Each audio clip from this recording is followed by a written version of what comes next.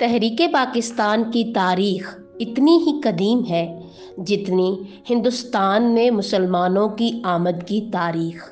یاد رہے، ہندوستان میں دو قومی نظریہ کی بنیاد اس دن ہی پڑ گئی تھی جس دن ساحل مالابار کی ریاست گدنگا نور کے حکمران راجہ سامری نے اسلام قبول کیا تھا۔ رفتہ رفتہ اسلام کی شعائیں پھیلتی گئیں اور وہ دن آن پہنچا جب محمد بن قاسم نے سندھ فتح کر کے اسلامی حکومت کی بنیاد رکھی۔ اسلامی حکومت کے قیام سے انگریز کے ہندوستان پر قابض آنے تک مختلف مسلمان خاندانوں کی حکمرانی میں برصغیر میں اسلامی حکومت قائم رہی۔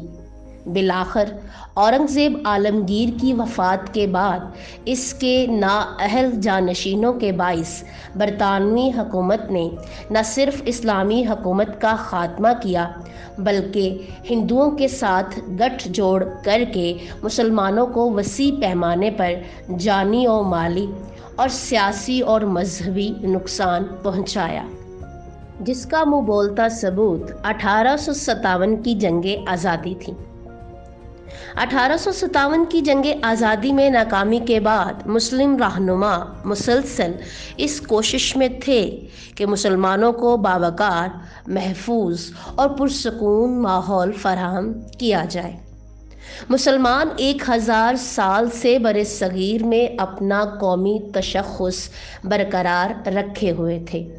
ان کے حقوق فراہم کرنے کی بات بھی ہوتی رہی، مگر مسلمانوں کو اپنا مستقبل محفوظ دکھائی نہیں دے رہا تھا۔ لہٰذا بڑے غور و فکر کے بعد پوری قوم کی جانب سے ایک الگ ریاست کا مطالبہ کیا گیا۔ اس مطالبے کی تائید بہت سی مسلم شخصیات، جن میں سید جمال الدین افغانی، عبدالحلیم شرر، مولانا محمد علی جوہر اور خیری برادران جیسی عظیم مسلم شخصیات نے اپنی تقاریر اور تحریروں میں کی، بلکہ بہت سی ہندو شخصیات بھی برصغیر کے سیاسی تنازع کا حل علیحدہ مسلم ریاست کے قیام میں تلاش کر رہے تھے، جن میں CR داس اور لالہ لاجپت رائے کے نام قابل ذکر ہیں۔ یہی نہیں بلکہ بہت سے انگریز ماہرین و مصنفین نے تقسیم برصغیر کو فطری عمل قرار دیتے ہوئے قیام پاکستان کی حمایت کی۔ ان میں بلنٹ، جان برائٹ اور روس کے مارشل اسٹالن کا نام سر فہرست رہا۔ اور یہی نہیں بلکہ 20ویں صدی کے بہت سے اہم واقعات بھی اس مطالبے کی نشاندہی کر رہے تھے، جیسا کہ علامہ محمد اقبال نے 1930 میں مسلم لیگ کے سالانہ اجلاس کی صدارت کی اور خطبہ الہ آباد دیا تو انہوں نے شمال مغرب میں جداگانہ مسلم مملکت کے قیام کو مسلمانوں کا مستقبل ٹھہرایا، جبکہ چودھری رحمت علی نے بحیثیت طالب علم 1933 میں مسلمانوں کے لیے ایک سے زیادہ آزاد مملکتوں کے قیام کی تجویز ایک پمفلٹ اب نہیں تو کبھی نہیں، یعنی ناؤ اور نیور میں پیش کی۔ اسی طرح سندھ مسلم لیگ نے 1938 میں تقسیم حق میں قرارداد منظور کی، اور یوں قائد اعظم نے سید حسن ریاض مصنف پاکستان ناگزیر تھا کو ایک انٹرویو دیتے ہوئے بتایا کہ وہ 1930 میں ہی علیحدہ مسلم مملکت کے قیام کی جدوجہد کا فیصلہ کر چکے تھے، اور اس مقصد کو حاصل کرنے کے لیے 1940 تک رفتہ رفتہ قوم کو ذہنی طور پر تیار کرنا تھا۔ یوں 1857 سے 1940 تک برصغیر کے عظیم مسلمانوں نے ایک نظریہ کے حصول کے لیے قربانیاں دیں، لیکن اپنے ابدی اصول کو نہ چھوڑا۔ اسی پس منظر میں 23 مارچ 1940 کو برصغیر کے مسلمانوں نے اپنے الگ وجود کا احساس ہندوؤں اور انگریزوں کو دلایا، اور یہی ہمارا دو قومی نظریہ کہلایا تھا۔ लिहाजा इसी मकसद को हासिल करने के लिए 22 मार्च से 24 मार्च 1940 को लाहौर के मंटो पार्क यानी मौजूदा इकबाल पार्क में एक तारीखी करारदाद मंजूर की गई, जिसे करारदादे लाहौर और बाद में करारदादे पाकिस्तान पुकारा गया। 23 मार्च के तारीखी इजलास में शेरे बंगाल मौलवी A.K. अब्दुल हक ने करारदाद पेश की, जिसका असल मसवदा सर सिकंदर हयात खान ने तैयार किया था। ये करारदाद 400 अल्फाज और 4 मुख्तसर पैराग्राफ पर मुश्तमिल थी। इस करारदाद के अहम नकात कुछ यूं थे। सबसे पहले नुक्ते की बात की जाए तो वाज़ेह तौर पर कह दिया गया कि बाहम मुत्तसिल इकाइयों की नए खित्तों की सूरत में हदबंदी की जाए। शुमाल मगरिब और मशरिक में मुस्लिम अक्सरियती इलाकों में आज़ाद मुस्लिम मुमलकतें कायम की जाए। दूसरा नुक्ता, बरे-सगीर के लिए तकसीम के अलावा किसी दूसरी स्कीम को मंजूर नहीं किया जाएगा। जबकि तीसरा अहम और बुनियादी नुक्ता ये था कि तकसीम हो जाती है तो हिंदू अक्सरियती इलाकों में मुस्लिम अक़लियत के हकूक़ के तहफ़्फ़ुज़ का मुनासिब बंदोबस्त किया जाए। इस करारदाद को चौधरी खलीकुज़्ज़मा, मौलाना ज़फ़र अली ख़ां, सर अब्दुल्ला हारून, सरदार औरंगज़ेब, नवाब इस्माइल, काजी मोहम्मद ईसा और बेगम मोहम्मद अली जौहर की भरपूर ताईद हासिल रही। इस जलसे की सदारत कायद आज़म मोहम्मद अली जना ने की, जबकि मोहतरमा फ़ातिमा जना, मौलाना ज़फ़र अली ख़ान, सरदार औरंगज़ेब और सर अब्दुल्ला हारून की पुरजोश तकारीर ने हाज़रीन को अपने सहर में ले लिया। कायद आज़म ने अपने पौने 2 घंटे की इनकलाबी तकरीर से आज़ादी के मतवालों के लहू गरमा दिए। आप रहमतुल्लाह अलैह ने वाज़ेह तौर पे फरमा दिया कि मुसलमान एक अलहदा कौम हैं और अपना जुदागाना समाजी, सकाफ़ती और मजहबी निज़ाम रखते हैं। बरे-सगीर एक मुल्क नहीं और हिंदू मुस्लिम तनाज़ा फ़िरका वाराना नहीं बल्कि बैनुल अक़वामी मसला है, जिसका हल बरे-सगीर में एक से ज़ायद रियासतों का क़याम है।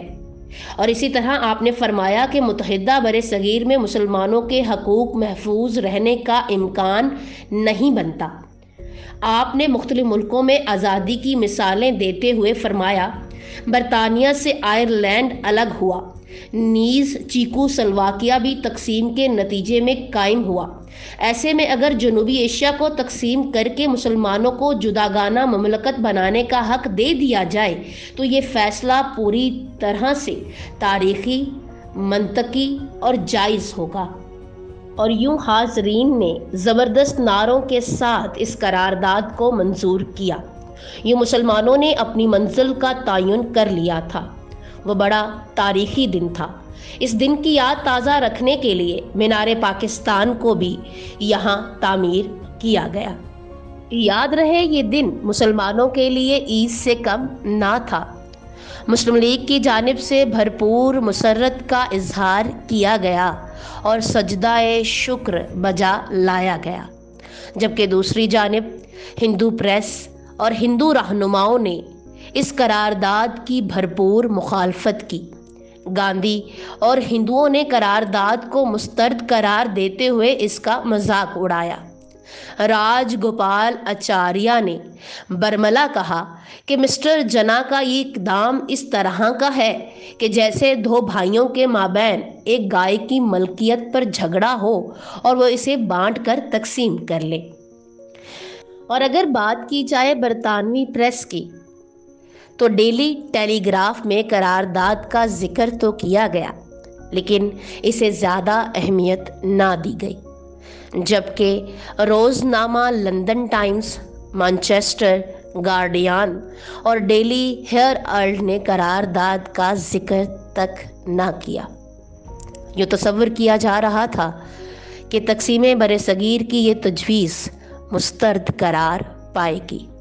मगर मुसलमानान हिंद अपने मुस्तकबिल का फैसला कर चुके थे और अब दुनिया की कोई ताकत इनका रास्ता नहीं रोक सकती थी।